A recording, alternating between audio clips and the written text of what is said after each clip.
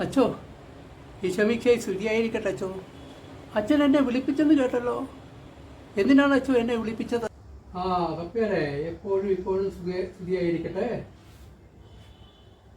കപ്പ്യാരെ, ഞാൻ പ്രസംഗിച്ചുകൊണ്ടിരിക്കുമ്പോൾ എന്തോ ഒന്ന് തിരയുന്നതായിട്ട് എനിക്ക് തോന്നിയല്ലോ. എന്തായിരുന്നു കപ്പ്യാരെ അത്?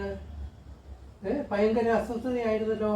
അച്ഛൻ പ്രസംഗത്തിൽ പറഞ്ഞില്ലേ അന്യൻ്റെ മുതൽ മോഷ്ടിക്കരുതെന്ന്? അപ്പോൾ ഞാൻ എൻ്റെ കോടയെപ്പറ്റി ഓർത്തച്ചോ.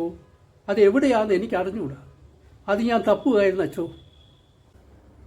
പിന്നീട് എന്താ ശാന്തമായിട്ടങ്ങ് ഇരുന്നത്? ശാന്തമായിട്ടിരിക്കുന്നത് കണ്ടല്ലോ. എന്തായിരുന്നു കപ്പിയാരെ അത്?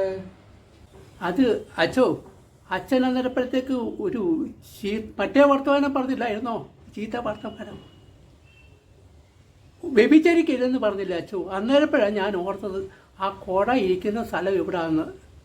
അത്രേ ഉള്ളു അച്ചോ. എന്താ കപ്പിയാരെ ഇത്?